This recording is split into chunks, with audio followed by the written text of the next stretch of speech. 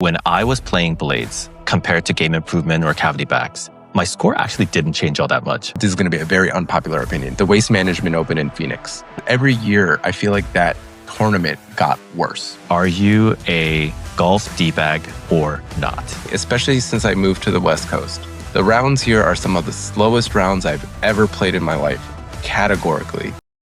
Hey everyone, welcome to the inaugural episode of Off TRAQ podcast, the show where we take all the questions, hot takes, and debates from everyday golf and put them under the spotlight. I'm Charles, along with Roy, and together we're diving into the side of golf that actually matters to most of us, the amateur grind, the culture, and the stuff we all argue about on the course. But before we forget, this episode is brought to you by TRAQ Golf. TRAQ is the easiest way to get instant tour level feedback on your ball striking. Just spray, hit, and see exactly where you make contact. TRAQ also allows amateurs to do tour level drills that we've all been scared to do in the past. If you're serious about practice that actually translates to the course, check out traqgolf.com. That's TRAQ Golf. Or follow us on Instagram, TikTok, and YouTube at TRAQ Golf. So yeah, I'm Charles. I am a serial tech entrepreneur and a total golf addict. I tinker with everything from my swing to how my body moves. And absolutely, I am a club junkie. So always tinkering with my equipment as well. I'm Roy. I also work in tech, but more importantly, I spent about half my life chasing a little white ball around the field. We're definitely not pros. We're not coaches. But, I think both Charles and I have been around the game in some way, shape, or form, completely on the amateur side, that we've been known amongst our circles and around our world as these are the guys to go talk to whenever you have questions around golf, equipment, and we love the game enough that we actually built a company around. Yeah. So full disclosure, Roy and I are the founders and co-founder of TRAQ Golf, which technically makes us our own sponsors. And that is probably the most startup thing that you can do. We're here for it. It's all right. Yeah. Before we jump in, this is how our podcast works. So each episode, we'll pick a few debates and hot topics golfers argue about all the time. We'll go back and forth, give our takes, and at the end, we'll throw it out to you to decide who's right. And today, we are starting our first episode with 3 questions. The first one is, should you play blades as an amateur? The second question is, should fans be allowed to heckle golfers the way they did at the Ryder Cup this year? And the third is, are you a golf D-bag or not? So let's get started. Our first question today is, should you play blade irons as an amateur? This is a question that I get asked quite a bit. And I started off playing blades when I first learned golf. Actually, that's the lie. I started off with game improvement irons, but I played them for like 5 months. And then I switched to blades. And The reason why I switched to blades was because I felt like I was kind of cheating. Roy, did you ever feel that way when you were not using blades? No, I need all the help I can get, but I get what you mean. Yeah. So I felt like with game improvement irons, and I had TaylorMade Burner 2.0s, which kind of a cult following in their own way now, but they were, I felt, very, very forgiving. And Now I understand your cheating comment. Yeah, okay. Yeah. With those, maybe a little bit. So when I went to the range, I was like, I'm a tour pro already. Why do I have to practice? Let me first start off by explaining what a blade is. Traditionally, a blade, or today it's also called a muscleback, it's usually an iron head that is forged from one piece of steel. Typically, you'll see a very thin top line, a very narrow sole, and minimal, if any, offset. It usually has a solid back, so there's no cavities, which means that there's less perimeter weighting. And that really reduces the forgiveness. I would argue that it's designed for maximum forgiveness, workability, and control. But if you mishit it, you definitely get punished. Roy, forgiveness. You said maximum forgiveness. Oh, did I say maximum? Yeah. Minimum forgiveness. Yeah. And there is always kind of the conversation of what are blades and what are musclebacks. So just wanted to clarify for this argument's sake. I would argue that all musclebacks are blades. However, not all blades are musclebacks. And the reason why I identify it that way is because blades are essentially what irons were when golf was created till like the late 80s, where there was no change to the iron itself. But once we got technology, once we got data, engineers started to shift weighting around and move things. So today you actually can't buy a traditional just blade without any improvements. So every muscle back you can buy today have some sort of, weighting behind the sweet spot or lowering the center of mass. There's something going on, obviously not to the degree as cavity backs, but all blades today are muscle backs. So where do you stand? I stand still, and I should say this with the caveat that I don't play a blade at the moment. But I, after the Burner 2.0s, I played blades for the next 8-9 years. And the main reason I started it was because I wanted to become a better golfer. One thing about blades is you know exactly if you hit the sweet spot. It is so buttery. And it is like that, I don't know, that feeling of golf heaven in your hands. And then the moment you miss hit, you have pain shooting up your arm. And I actually really like that. I want to know when I'm hitting the sweet spot so that I can practice and get better. Right. So Charles is golf masochist confirmed, right? I mean, look, I love blades, right? I do. I own 2 sets. My brother-in-law has one of them, and he's under strict direction. He is never to sell them. He is never to give it away. If he ever decides he doesn't want them, they're coming back to me. It's the Titleist 716 MBs. I don't think people should be playing them. There is no reason other than just a preference, right? I don't think the average amateur would get more than 1 in 1,000 strikes to feel buttery. I don't think they're finding the sweet spot. So I don't think the average amateur could even appreciate blades, let alone know how to play them. I think you got to give them a little bit more credit. Maybe 1 in every 100 shots. In 1 bucket of rage balls, you're going to hit 1 pure. Fair. If you stick with the same club for the entire bucket, right? Sure. They're not, I don't know. I've seen some really bad swings out on the range. But then, I would say, even though as much as I love them, and I always want to buy them, I always want to play them, I don't play them anymore, right? They never come out of the closet. So, I think realistically, yes, it's for your own enjoyment when you go play. We're not putting for millions. We're not making a lot of money. We're not doing any of that. But at the same time, I don't see there being any material benefit for the average amateur. Do you think it's the difference between a golfer that wants to become a better golfer versus a golfer that just wants to score well and be able to, play with their friends? Because I think my argument is that if you truly want to become a better golfer, better ball striker, then there's no better irons to learn than blades because you don't get the feedback. I'll give that to you. Yeah, I think so. I would say though that most people, even if they want to get better, right? I materially want to get better, right? I want to get to scratch one day, which please follow us on Instagram or YouTube or wherever you get your content. You could see my journey there. But most people don't practice enough to be able to get good enough, right? So intent aside, right? And I agree with you. If I was ever hey, I really need to work on my ball striking, I'll probably go through all of the cobwebs and bust out my blades and go do a range session there. But even with as much as I want to practice and even as much as I want to get there, that's not the first thing to work on for me, right? Building on that, it's not just the practice. For most people, they only carry 1 set of golf clubs, right? So then that is also what they have to bring out onto the field. And to put a shameless plug here, I guess now that TRAQ is available, you don't really need blades to know that you made good contact. That's fair. Yeah. You would know regardless. I would say though, not only from a practice standpoint, right? But more hey, are you getting out there and hitting just your personal goals? I would say that if you consider the blade on the field, you need to have a faster swing speed than most people actually do to play the blades. Because when you mishit it, even by a little bit, you're losing what is 10, 15% of your distance, right off the bat, right? So for most people, that would be so detrimental that they're gapping from I think it's their 6 iron and longer. There's probably no gapping, right? They're probably it's interchangeable. So again, if you're doing that, what's the point of actually playing? But I will say that when I was playing blades compared to Game Improvement or cavity backs, my score actually didn't change all that much. And I also have a friend who's a beginner whose first major purchase was a TaylorMade P7TW. Ooh, and those are nice. He scores about what you would expect for someone that's played that long, whether he's playing blades or Game Improvement irons. So I feel from a scoring perspective as well, there is an argument to be made for blades. And I think hitting a little bit shorter, I don't think that's as big of an issue as hitting your distance, but hitting it 40 yards offline.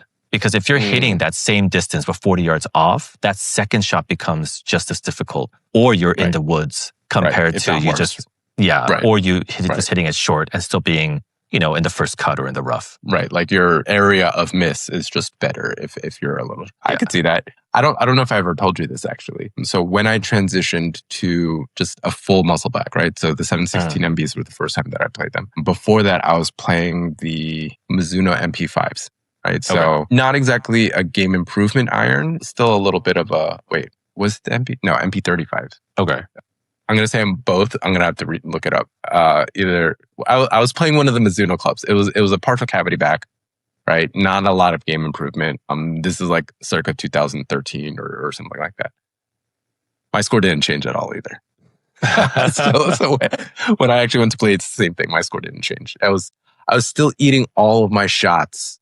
Like, it's the chipping, the three putting, the things that most amateurs are struggling with, right? So like if you go to a cavity back, I probably save a stroke or two in the course of a round on average, right? But I don't know. That's fair. I don't know that you're materially going to make a difference if you consider the total amateur game. Yeah. And obviously this doesn't matter, I would say, for most amateurs, but from a consistency standpoint, there is also the argument that blades just give you better consistency. Even if you mishit it, it will consistently be short. Whereas with game improvement irons, like there are some flyers, like jumpy shots that I've hit where it wasn't a good contact, but then it all of a sudden like flies like 20 yards past your distance. That's right. And so that distance control I felt was a little bit inconsistent. And I know with the recent models, they've gotten a lot better at it.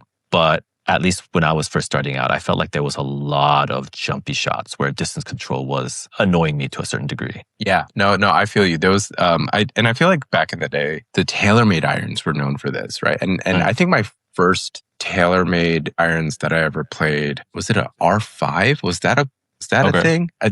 Either way, I love the irons, right? But like they were very springy off the face. So every once in a while, it's like you hit a good shot. It's not terrible by any means. But like you sailed the green and you're just like, I don't have that carry in my bag with this club. Like what is happening? So yes, I feel you. I do agree with that. They're going to be way more consistent. Yeah.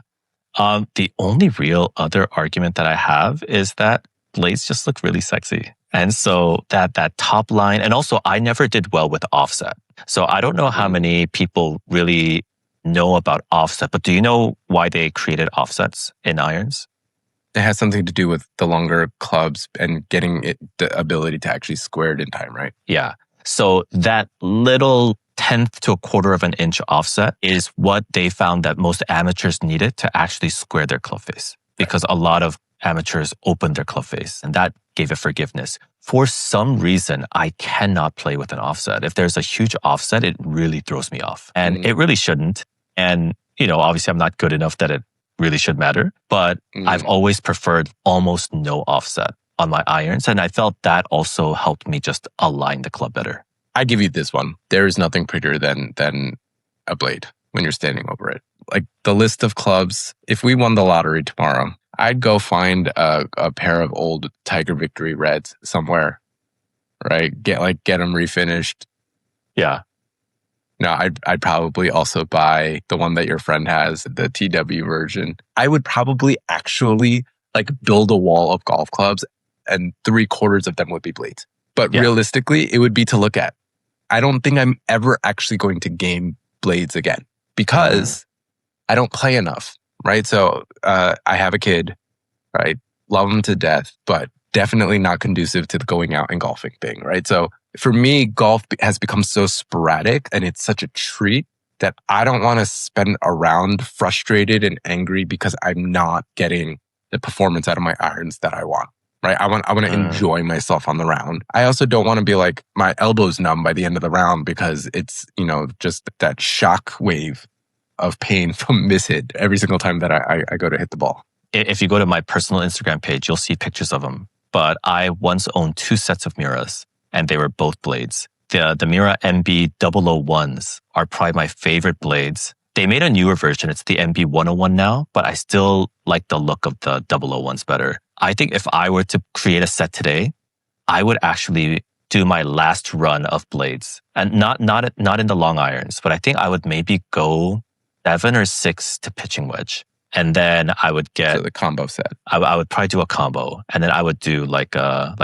tour cavity back for like the 5 and the 4 iron. But I think I want one more run with blades if possible. I'm for the combo sets. I could get behind the combo sets. Actually, the second set that I got was the semi-combo set. It was the 5 and the 4 I got as CBs, Titleist CBs. Mm-hmm. And then I did 6 through pitch as the muscle backs. And then you pointed this out to me once. Wedges are muscle backs, right? Or blades, right? Or most of them, I should say. So. I mean, you could find a few Clevelands that are like cavity backs, but no one uses them. I will say the one final thing about blades is maintenance. It does take more maintenance with blades because the lie and the loft, they are softer steel. They do tend to shift a lot. So with my Miras, I got them checked like every 6 months, just making sure that the lie and the lofts were correct. And every single time they were off by a little bit, but enough to a point where the gapping would get mixed up from like between like 8 to 7, and then from like 7 to 6, there would be a jump. And so that is one thing with blades that there is like a maintenance fee that you kind of have to pay to constantly get them rechecked. Or you just become best friends with the local fitter and they'll just hook you up. Yeah, that reminds me. If I ever get these blades back from my brother-in-law, I'm probably going to have to get them completely redone. Yeah. You know, this is probably a conversation for another time, but I really wanted to buy the lie and loft adjusting machine for my garage. You absolutely should.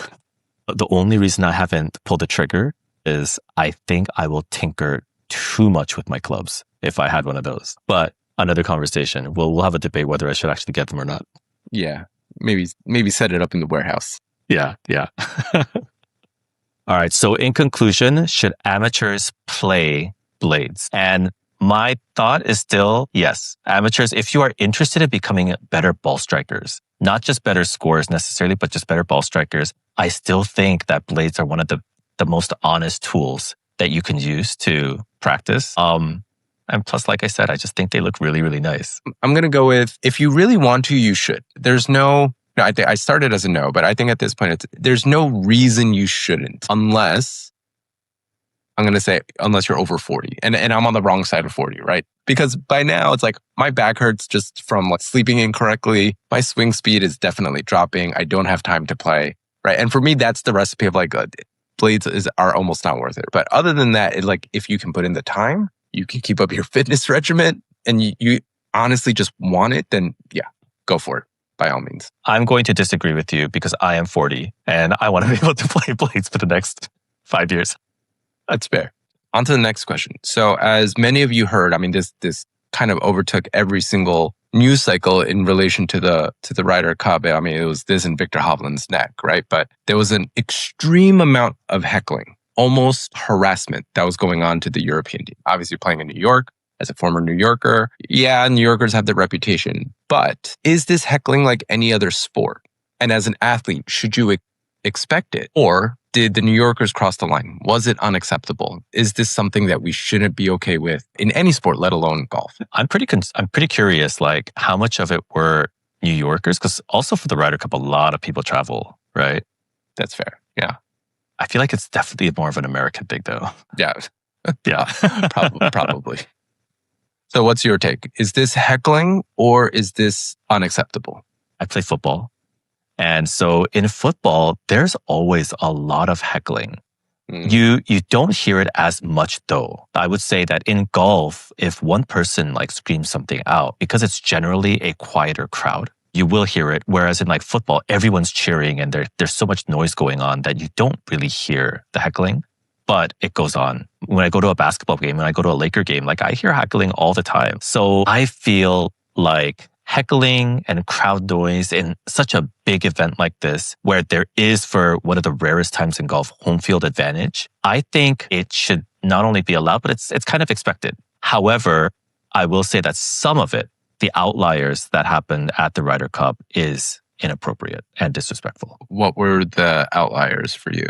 When it comes to golf, the moment that they step with their stance, you don't heckle at that point. If they're going from hole to hole, I feel like heckling is fine. But there has to be a point where you know to stop. And I think, especially in the case with Rory, there was a lot of heckling going on when he was getting ready to take his backswing. Right. And so that is where I think it crossed the line. And obviously, when it becomes physical, I think it definitely crosses the line. I know there was a lot of things being thrown at, and I think actually it was like Rory's wife who got hit by like a beer cup. Yeah. And so things like that, you get thrown out of an NBA game and you get banned. Right. Things like that, I am definitely against. But general heckling, crowd noise, I feel like it's just part of sports today. That's interesting. So I also, I grew up playing sports through college. None of my sports had heckling.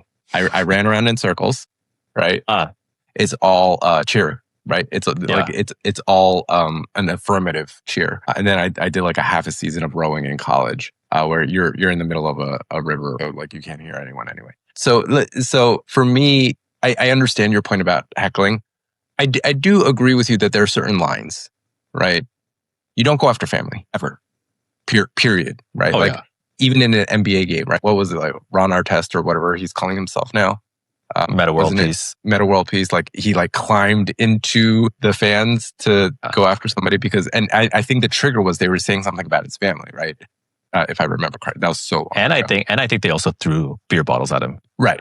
So again, the right? Those at the palace. Those two things, right? Like, yeah, there's no room for that in any sport. I agree with that. This might be, I don't know, maybe it's, again, I'm aging myself, right? Or maybe it's when I learned golf. And I love that more people are into it. I love that more of my friends are into it. But there is a part of me that like appreciates the tradition of the sport. And part of that is, it is a very, and I'm not trying to be misogynistic here, I just don't know a better word for it, but it's a gentlemanly sport, right? So there is a fair amount of decorum and respect. And, I've heard debates even about things like the dress code. Like, I like the dress code, right? I think there is something about the tradition of the sport and carrying that because it's just so ingrained into what it is now, right? And I'm not talking about the stuffiness, right? And I'm not talking about the country club culture because I've never been a part of a country club. Like, I play munis like everybody else. But there's still something about a respect for the game and holding it to a higher standard that includes the spectators and just anybody being in and around the game that I do think from a traditionalist standpoint, that's crossing a line, right? A few comments here or there, like as a joke, and it's clearly a joke. Sure, fine. It's a team sport, right? The Ryder Cup I'm actually wearing my Ryder Cup hat from God knows when, but like, I'm all for that in the spirit of gamesmanship, but tearing people down, going after family, like some of the comments of what was being said, and do I think some of the European players were a little sensitive? Maybe a little bit, right? But at the same time, because I hear the argument like, hey, you're playing for millions of dollars. You're playing the sport for millions of dollars, right? You do it in front of people. You put yourself out there. You're a public figure. You should expect this. I don't think there's a level of disrespect that anybody should be okay with anywhere, let alone upholding the traditions of the gentlemanly, quote unquote, game, so to speak. Yeah. So I think that's been the kind of the battle for a while, that argument, right? Of tradition versus modernizing the game. And especially with like Live coming along, like allowing shorts, which probably we'll discuss in a future episode. I've heard of this is a little bit before my time, but I heard there was a Ryder Cup at Brookline in '99. And then obviously Hazeltine, which was a couple years ago, almost a decade. But those two also had some very, very bad crowd behavior. Yeah. And unfortunately, both of those happened in the US. But I feel like a lot of these fans, as they're crossing over from other sports like basketball and football and even baseball, you go to a Dodger game or a Major League game and there's a lot of heckling. And so I feel like as those fans are crossing over, some of that culture is bleeding into golf. And I am not entirely against it. I feel like the game, like every sport, is actually evolving, right? The NFL evolves annually. Major League Baseball recently had the best ratings because it's evolved as a sport with like the pitch clock and all that. Even basketball is constantly evolving with their rules. I feel like golf as well, it's as much as it is athletics, it's also an entertainment product. And as we kind of shift into that, yeah, I feel like there's going to be a lot of traditions that are going to get broken, right, in the sport. Now, I do have a question there was an MC at the Ryder Cup. So she was part of the organizers and she was starting an F Rory chant. I'm assuming that. No room. Yeah. That I was just like, wow, like if an organizer is doing that, that is completely off the rails. Yeah. I mean, you're basically giving permission to the crowd. Like they're looking at like, you're an organizer, you're an MC, you're held, assumingly, to a different bar than everybody else. So if you're okay here, she just gave permission to everybody to go here, right? I think there's no room for that. Nobody deserves that type of disrespect from the organizers of the game. But I think things like that, and I'm not opposed to modernizing the game. Mm-hmm. I should say that, right? I think there are some rules that are stuffy for no reason or just like overly complicated. And you can trace where it comes from, right? But it's like a legacy thing that I think we can finally get rid of now. But I do think that there are certain parts of the growth of the game that are almost, for me, right? Like, I think it's disrespectful to the game. And like, I think of, this is going to be a very unpopular opinion, the Waste Management Open in Phoenix, right? It has a reputation for being like a party tournament. Yeah. People are encouraged to be talking and screaming, especially on what is it, the 16th hole? Yeah. Right. When I used to watch a lot of golf, or like I just had it on, what I noticed is every year I feel like that tournament got worse. Like it started off as like, it was a party tournament. Oh, this is fun. And then a lot of other people got wind of it. And other people from outside of golf, to your point, maybe they're used to other sports, they started coming into it. And then it became like, this is just an excuse to get like blackout drunk in the middle of the day. Yeah. It just became a giant party. That's, for me, somewhere around there is where I draw the line, right? Like you're no longer having fun with golf. You're having fun at golf's expense. And I think that's, for me, where, again, maybe I'm a traditionalist, right? But like, you can go do that anywhere else. So go do it somewhere else, right? Don't get in the way of the people that are trying to enjoy the game for the way that the game, that it's been enjoyed for the last however hundreds of years. Sure. The one thing that I was really surprised was like from an accountability standpoint and from an enforcement standpoint, obviously we just talked about an organizer starting to chant, which they did apologize for, but still happened. But there were no arrests. And I think a few fans were like removed, but like you get ejected and lifetime bans from other sports for some of the things that happen here. And I think that deters future behavior to a certain degree. And I don't think there was any accountability that happened from the Ryder Cup. And so I think that's the one aspect where I'm like, man, I think the organizers kind of missed the ball on that one. And I agree. Is that going to just further allow this behavior to happen at future Ryder Cup events? Right. Because now it's like, this was okay last time. I'm also the guy that hates when people scream like Baba Booey or whatever it is. Mashed potatoes. Yeah. First of all, be more creative, right? Second of all, they never zoom in on you. So I don't know why people are like, what kicks are you getting out of it?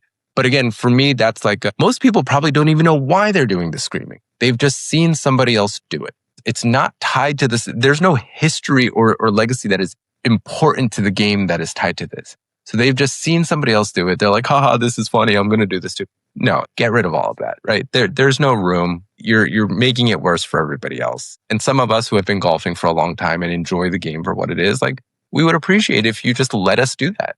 I have one final argument for potentially why the fans were a little bit rowdy. It's that the Americans were getting their butts kicked. Would they have done that if the Americans were destroying the Europeans? I don't think they would have been as rowdy.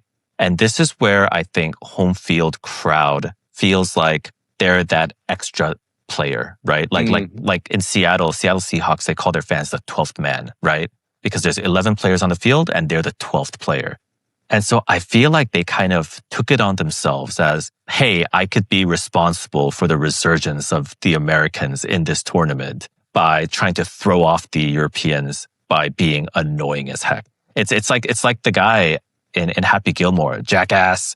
Like it's that guy, right? Yeah. And so I feel like, and also Happy Gilmore 2 just came out a month before, right? So they're like, I'm going to be the Jackass guy that throws off their game and bring Americans to win. So I feel like that home field advantage mentality, that crowd mentality also definitely played into this. Yeah. I mean, I think I think they would have been as bad even if America was winning, but I'll give you that point. Okay, so to conclude, Ryder Cup behavior. Is it just run-of-the-mill sports heckling, or was it unacceptable? It was definitely, some of the outliers were definitely unacceptable. However, I am generally a fan of heckling, crowd noise, especially in big events like this, giving the home team that home field advantage. I am a fan of that.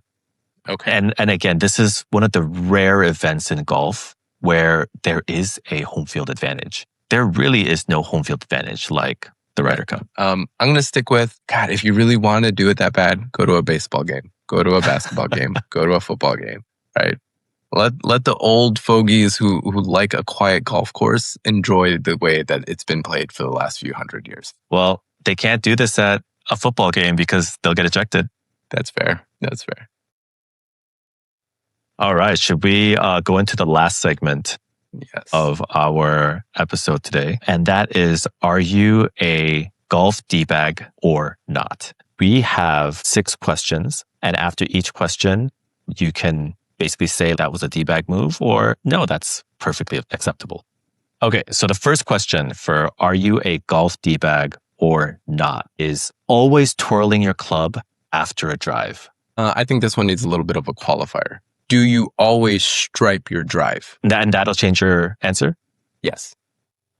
Okay. Let's do both. Yes. Okay. Always stripe your drive and it goes 275 to 290. In the fairway. In the fairway or the first cut, but okay. it's yeah.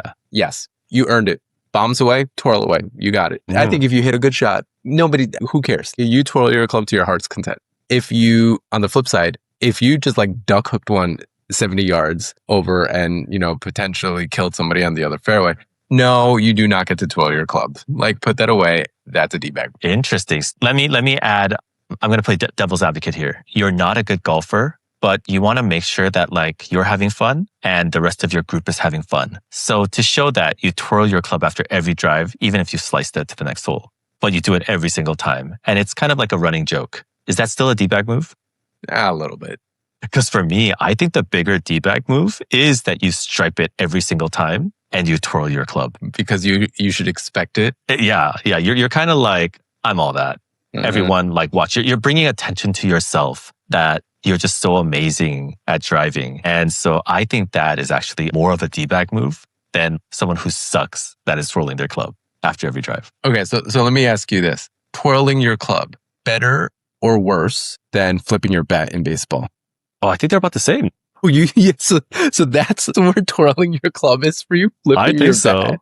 Bat? Yeah, if you flip your bat in an MLB game and it's severe enough, like you will start a fight. Actually, do they still fight over that? But like for a time, like you would start a fight. I don't think they would fight over that. Over twirling your bat. I feel like there's been instances where like a bad or just like a very, very egregious flip teams have gotten into like. I think those are instances where there is a backstory behind it. But if there was no like history between you and the pitcher and you flip your bag after every home run, I think it's about the same as twirling your club. I see. That's why if it was me, I would do it once in a while. But as like a power hitter, like an Aaron Judge or like a Shohei, for them to flip their bat after every home run, that would be a D-bag move. Okay. But they're allowed to do it here and there. Okay, I'll give that to you. Okay. If that's the equivalency that we're making, I'll give that to you. For you, which was worse? Was flipping the bat worse than twirling your club? Oh, like 100 times worse. 100 times. Like, because I feel like with the club twirl, it's like barely noticeable. You're bringing your club down anyway, right? If you're doing the Miguel, what's his name, like samurai sword, like flipping your club around, and yes, that's even worse than a bat flip, right? But just like a normal little like twirl, like a. My twirls it's not a little twirl. Oh, okay. like the tiger twirl. Oh, where he does the bat and just walks off. Okay. Maybe a little D-bag move. Okay. Second question. Walking in your putts. Is that a D-bag move or not? I'm going to go with yes, but if you're a bad putter, you should still try doing it anyway, because it would just be so funny to me if you tried walking in your putts all the time and you just kept missing. Like, yeah, you're being a D-bag, but I think that's actually like you're making yourself look so dumb. That's hilarious. What about you? I don't think it's that big of a D-bag move.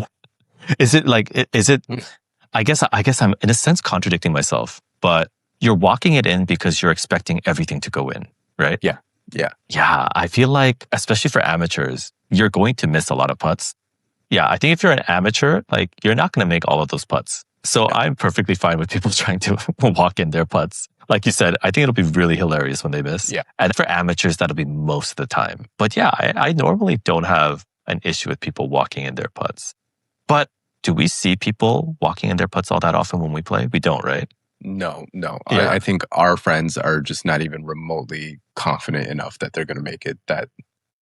I take that back because I feel like I've done this. You walk up to your putt. It's not walking in your putt, right? Like you putt and before it's stopped, you start walking, but it's because you know it's so off that you're going to go to mark it faster.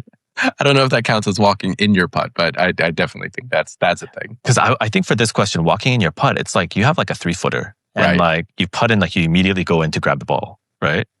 Right. Because I mean, for amateurs, for amateurs, like anything beyond 5 feet, like your numbers drop drastically. Right. Yeah. All right. The third question is rangefinder to the pin on a par 4. D-bag move or not? I'm going to go with yes, because I'm assuming you mean like they do it on every par 4. Yeah. Every like potentially drivable par 4, they pull out their rangefinder and they have to shoot the pin. So like 300. And they're like, oh, the flag today is 320. It's 305. I'm gonna go with yes, right? Because and in my younger days, I used to be a long hitter. Right? Like hitting 300 was not a big deal. So there's reachable par 4s. We would wait for the group to walk off just in case, but we would also know like, hey, we're not so accurate that we think we're going to hit the pin. Like the scorecard tells you how long the hole is. You know reasonably where it's going to be, plus or minus 15 yards, right, on front to back. Do you really need a rangefinder? No. So I'm going to go with, a little bit of a D-bag. Okay. I'll stop doing that.